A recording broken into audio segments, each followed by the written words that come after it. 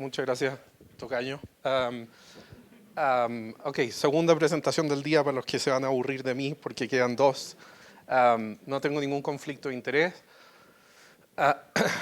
Y este es el esquema de la presentación. Primero hablar de dónde viene esta idea de hacer SBRT a próstata, la evidencia que la sustenta, algunas consideraciones técnicas y los resultados clínicos y al final un resumen. Así que vamos por partes, como dijo Jack. Primera parte, el cáncer de próstata. Obviamente todos conocemos la historia del tratamiento y en base desde los años 60, 50, el tratamiento con radioterapia externa, curativa, y parte de la evidencia que el uso de hormonas concomitantes en pacientes de riesgo intermedio, riesgo alto, no voy a hablar de eso, sino que básicamente voy a hablar de la migración a SBRT. Y este es uno de los ejemplos en que el uso de tecnología avanzada y sofisticación en las máquinas de radioterapia, básicamente con los colimadores multiláminas y la radioterapia guiada de imágenes, hacen posible dar dosis mucho más concentradas y más conformales a la próstata, preservando las dosis a los órganos vecinos. ¿Se puede hacer con conformacional? Sí, pero es mucho más complejo. Habría que entrar y poner las barras de Serrovent que probablemente ya no lo hacen factible. Escalamiento de dosis, digamos que fue la incepción de decir, ok, estábamos acostumbrados a dar cierta dosis y la conformalidad de los tratamientos va mejorando, ¿por qué no tratamos de dar un poco más de dosis? 5 estudios. Todos con ciertas diferencias, ahí están las comparaciones de dosis y en general todos han demostrado que hay mejoría del control bioquímico, pero también han demostrado que no hay mejoría en la sobrevida global o en la sobrevida libre de metástasis, que probablemente son los outcomes más duros. No es decir que un paciente que tiene menos toxicidad por el tratamiento o tiene mejor control bioquímico se sienta mejor respecto a su enfermedad. Entonces no estoy hablando de resultados reportados por los pacientes, digamos outcomes oncológicos duros, mejor control bioquímico sin diferencias en los otros outcomes. Pero viene generalmente con un costo, y eso es lo que aprendimos del escalamiento de dosis, que normalmente pueden tener una tasa mayor de toxicidad de grado 2 y superiores. Este es el estudio de Michalski, que es el más conocido de los estudios antiguos de escalamiento de dosis, pero es una moraleja importante por lo que voy a mencionar a continuación cuando empezamos a hablar de SBRT. Y lo otro importante es que este estudio salió, Renaud de Courvoisier estaba en el MD Anderson cuando hizo el primer estudio y demostró que si el recto estaba distendido en el CT de simulación, como no iba a estar distendido en los siguientes tratamientos, en el fondo ese aire se escapa, la próstata se posterioriza y queda fuera de los campos que en ese momento se medían con portales, por lo tanto anatomía ósea que no representa la posición de la próstata en referencia a los huesos. Y la continuación natural fue decir, ok, hagamos IGRT, ahora que podemos tener información volumétrica y ver la próstata, y hicieron IGRT diaria o IGRT una vez a la semana, y hacerla diaria demostró de nuevo mejor control bioquímico. Suena un poco de perogrullo, pero si le pegas al target todo el rato, mejor. Ahora la pregunta es, si le pego 59 de 60 fracciones, perdón, 19 de 20 fracciones, perdí una fracción, ¿es tan relevante sí o no? Versus si tengo 5 fracciones y fallo una, obviamente porcentualmente el costo es mucho más alto. Pero esta es una moraleja importante que incluso teniendo muchas fracciones, mientras más preciso uno sea, mejor el resultado oncológico. Obviamente si tengo muy pocas fracciones, el nivel de perdón que va a tener las imprecisiones del tratamiento va a ser más bajo. Entonces aprendimos que mejor dosis, probablemente un poco mejor, un poco más de toxicidad, apuntarle al target es importante, y cuando ya estas cosas estaban en el fondo en la fábrica de nuestros tratamientos, dijeron, ¿para qué necesitamos traer al paciente 39 sesiones o 35, dependiendo de los esquemas que se hacían? Podemos hacerlo en 20 o 19 o 22 fracciones, también varios estudios, uno este es el Profit de Canadá, con Australia e Inglaterra, y básicamente demostró que en términos de control de la enfermedad, y había mucho ruido alrededor del alfa beta de la próstata siendo más bajo que los otros tumores que estábamos acostumbrados. Hay igual control en la rama estándar, 78 Gray en 39 fracciones, o sea, escalamiento de dosis versus 60 Gray en 20 fracciones. Ok, eso ojalá que diga, ok, ¿cómo llegamos a tentarnos con SBRT? Evidencia para SBRT de próstata. Este es el mejor estudio hasta ahora. De hecho, nosotros cuando hacemos CBRT de próstata en Princess Margaret hacemos 7 fracciones, salvo que estén en estudio. 42.7 Gray en 7 fracciones versus fraccionamiento convencional, nuevamente demostrando comparabilidad de los resultados oncológicos a largo plazo. En términos de toxicidad, este estudio no demostró aumento de las toxicidades cumulativas genitourinarias o gastrointestinales, y dejen eso en pausa porque el PACE-B, el estudio inglés, que nosotros también hemos participado, tiene unas conclusiones un poco distintas que vale la pena profundizar y lo vamos a hacer en un segundo. Ahora, eso es en globo, pero si uno ve las tasas de ciertas toxicidades con el uso de ultra hipofraccionamiento son un poco mayores. Ahora, estas son tasas cumulativas. El problema de cómo hacemos los estudios clínicos es que una vez que un paciente presenta una toxicidad se considera un evento y deja de ser seguido en términos del cálculo de la sobrevida acumulativa. Y puede ser que esos pacientes tengan ese evento transitorio al mes 6 de tratamiento, pero a los 2, 3, 4 años ya no lo tienen. Entonces, las tasas, digamos, cross-seccionales de prevalencia a lo largo del seguimiento empiezan a ser más importantes cuando uno hace hipofraccionamiento, porque sí tiene más toxicidades, pero muchas de esas toxicidades son reversibles. Y este es el PACE-B, que la publicación inicial fue el 2019 con la toxicidad de 18 a 24 meses, 800 pacientes, y de nuevo, comparó o fraccionamiento convencional o hipofraccionamiento moderado, 78 Gray en 39 fracciones o 60 Gray en 20 fracciones, versus 36.25 Gray en 5 fracciones. Y lo que demostró de nuevo, un poco mayor tasa de toxicidad, pero que se normalizan y se empiezan a ecualizar al seguimiento, digamos, precoz post-tratamiento, y lo mismo en términos de toxicidad genitourinaria. Ahora se presentó en ESMO recién, y justo al mismo día salió publicado en el Lancet Oncology hace un par de semanas los resultados del PACE-B con seguimiento a 2 años. Y creo que la conclusión principal, hay que leer este paper con un poco de cuidado porque usaron dos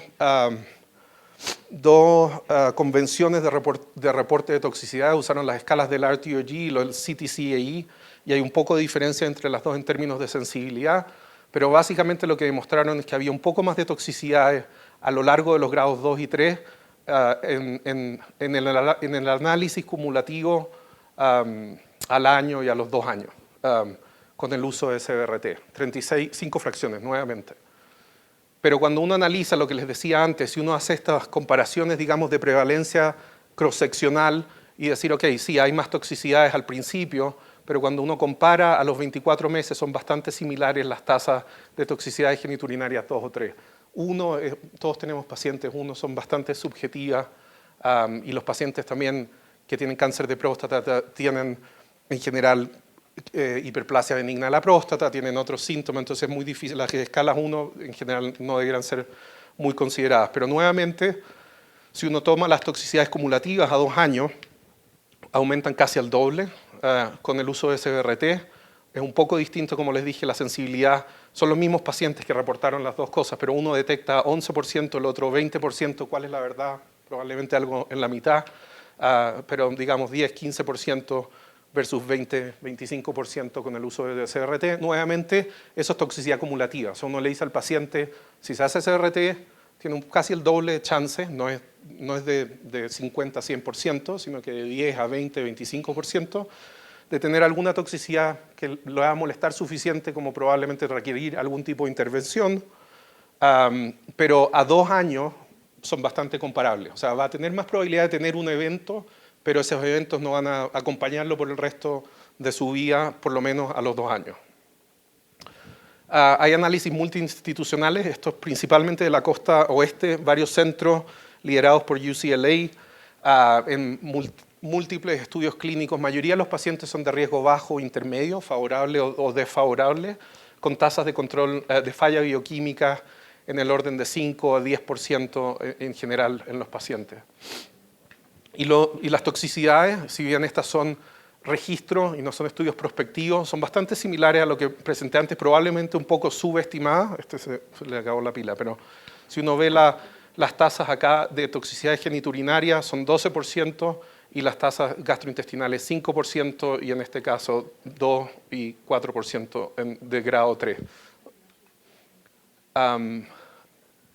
La gracia, digamos, de cuando se hacen estudios que son multiinstitucionales, uno puede ver y comparar las tasas 3 de los distintos estudios y el ASCEND-RT, que es el estudio canadiense del uso del BOOST con radioterapia de baja tasa. Uno de los costos a pagar es la mayor tasa de toxicidad. En el ASCEND-RT era comparada, el uso de radioterapia externa tenía una tasa aproximadamente de 2% versus casi 9% con el uso de BOOST con braquiterapia. Así que en mi percepción, la evidencia para decir que SBRT debería ser un estándar todavía está madurando, pero al menos en el seguimiento, digamos, intermedio, parece ser bastante comparable con ciertas sutilezas y diferencias en las tasas de toxicidades con fraccionamiento convencional o hipofraccionamiento moderado. ¿Cuáles son las cosas que vienen y que van a hacer? El ex RTOG Energy 005, Rodney Ellis es el PI y se completó el reclutamiento hace un par de meses. Probablemente empiecen a tener resultados de toxicidad en el próximo año o dos. El otro estudio interesante que uno piensa es decir, normalmente hemos dicho que toda la próstata es el CTB o GTB, depende de cuál convención quieran usar, pero básicamente es un target homogéneo y con el uso de resonancia uno puede ver áreas donde hay tumor o mayor carga tumoral. Eso no significa que no pueda tener multifocalidad el cáncer, pero la mayoría de las recurrencias se han correlacionado con el nódulo dominante en resonancia. Por lo tanto, en este estudio, en 35 fracciones tenían uso de distintas dosis por fracción en la zona posterior del recto a 2 Gray por fracción, en el resto de la próstata 2.2 Gray y en la zona del tumor hasta 95 Gray en las mismas 35 fracciones. Y lo que demostraron es mejor tasa de sobrevida sin falla bioquímica. En términos de toxicidad, nuevamente el hipoflame, en este caso, porque estamos hablando de SBRT, el siguiente estudio del grupo holandés, dijeron en vez de hacer 35 fracciones, ¿por qué no lo hacemos en 5 fracciones? Y eso es lo que están haciendo con el mismo paradigma de distintas dosis a distintas regiones de la próstata. Podemos seguir bajando el número de fracciones. Hay estudios, les voy a mostrar en un segundo, de Alison Tree en Inglaterra, del Royal Marsden, comparando 5 versus 2 fracciones. Y esta es una moraleja importante que tuvimos en Canadá, un estudio multicéntrico de braquiterapia, monoterapia para riesgo intermedio, comparando en forma randomizada 13.5 Gray por fracción, 2 fracciones separadas 1 o 2 semanas aparte, con braquiterapia de alta tasa versus 19 Gray en una fracción, y el estudio fue cerrado prematuramente porque la tasa de falla fue inaceptable. Así que hay algo que tenemos que acordarnos de la biología que es atractivo en el fraccionamiento, y comprimir demasiado el tratamiento, sobre todo cuando uno puede fallar en términos geométricos, parece no ser una muy buena idea. Incluso cuando es braquiterapia uno podría argumentar que la falla geométrica ahí es inexistente. Como les mencioné antes, este es un estudio pequeño de 2 fracciones, altamente investigacional, como puse y traté de poner en amarillo.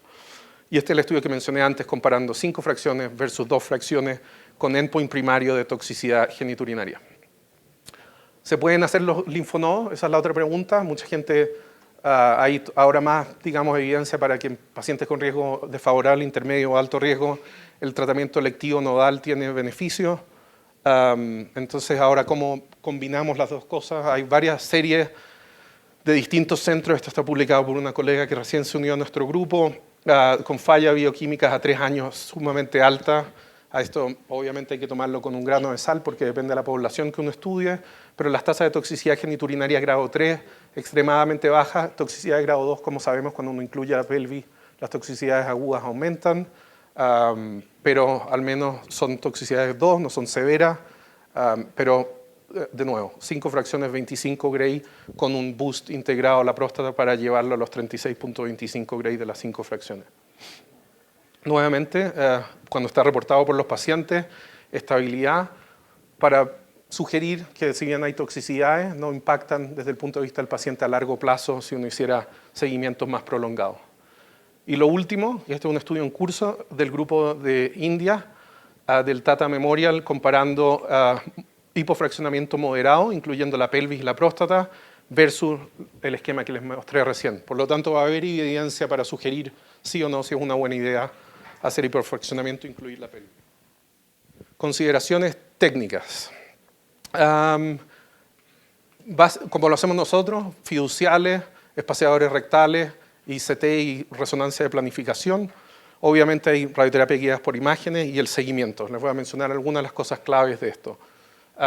Normalmente hacemos fiduciales, si bien cuando se tratan en el Unity, no le ponemos fiduciales, pero cuando se tratan en el LINAC lo hacemos, uno, para mejorar la guía por imágenes, porque el espaciador se ve como tejido blando y la interfase con la próstata es muy difícil de diferenciar. Y lo otro es para mejorar la fusión con la resonancia. Hacemos una secuencia especial llamada T1-CIS, que resuelve mejor la presencia del fiducial, que normalmente en los T2 son más difíciles de ver, y con eso se puede hacer una fusión mejor entre las distintas series. Y este es un estudio nuestro antes demostrando que el uso con fiduciales es más preciso que la fusión con tejidos blandos. Tuvieron, creo, una charla en la mañana de espaciadores rectales, los hacemos nosotros. Somos 3 médicos que hacemos braquiterapia también y hacemos los espaciadores rectales con anestesia local. Así que viernes por medio yo estoy poniendo espaciadores rectales a los pacientes que van a SBRT, y es un procedimiento que demora 15 minutos con los fiduciales incluidos. El tratamiento, la preparación es básicamente, solía ser mucho más rigurosa, pero nos hemos dado cuenta que cuando los tratamientos son más conformales, lo que uno quiere es recto y vejiga, no en los extremos, pero no se necesita tanta sofisticación o uso de laxativos, etc. Y como dije, se usan los fiduciales para el tratamiento. En términos de toxicidades, creo que lo resumimos, pero grados 3 son inhabituales, los grados 2 son más comunes, sobre todo genitourinaria. Entonces los pacientes, normalmente los que tienen un poco de síntomas geniturinarios, IPSS de 12 hacia arriba, normalmente empezamos con tamsulosina antes del tratamiento. Muchos pacientes requieren algún tipo de antiinflamatorio hacia el final del tratamiento la semana siguiente. La presencia de sangramiento rectal es extremadamente poco común, pero la presencia de diarrea o tenesmo son más comunes y se manejan con loperamida o las típicas intervenciones comunes. El seguimiento, nada muy especial. Lo único que probablemente sea interesante es que estos pacientes, los que hacemos braquiterapia, estábamos acostumbrados, pero si uno no hace o no está muy expuesto a braquiterapia, estos pacientes también pueden tener un bounce, un incremento del antígeno en los primeros año y medio, y que puede durar hasta un año y medio. Así que no es inhabitual tener pacientes que tienen spike, hay que tranquilizarlos y seguir con el PSA para ver si es una trayectoria real o es simplemente un bounce. Así que, en resumen, y esto creo que calza bien con lo que mencionó el doctor Galvis, yo no creo que la técnica de radioterapia en próstata al menos haga gran diferencia en los resultados clínicos. Este es un estudio que tenemos abierto ahora, que en base a Decipher en pacientes con riesgo intermedio desfavorable, tiene 3 ramas, una de intensificación en pacientes con score bajo, entre radioterapia sola versus 6 meses de agonistas LHRH, y en aquellos que tienen score alto, el estándar de radioterapia más 6 meses de LHRH versus ESO plus darolutamida, que es un inhibidor del receptor de andrógeno de segunda generación.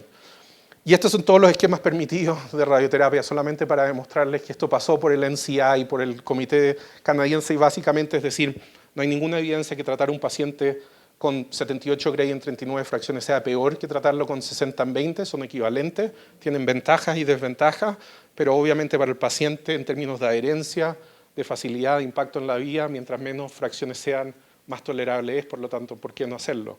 Pero, de nuevo, hablando que hay equivalencia entre los distintos fraccionamientos y no estoy sugiriendo que SBRT sea mejor o no hacer SBRT sea una malpractice o nada, ni siquiera cercano a eso. En resumen, es más demandante y requiere más recursos. Como dije, si uno falla una fracción puede ser penalizado más alto. Hay mayor evidencia que está generándose y obviamente estos estudios fase 3 van a empezar a publicarse. Está considerado un estándar aceptable en la mayoría de las guías para enfermedad favorable, Y con COVID hubo una migración masiva en la mayoría de los centros a tratar de minimizar el contacto y la necesidad de atender a los centros médicos, etcétera. Por lo tanto, creo que aceleró el uptake de SBRT en la mayoría de los centros que conozco. Y con eso, muchas gracias de nuevo por la invitación y tomo cualquier pregunta.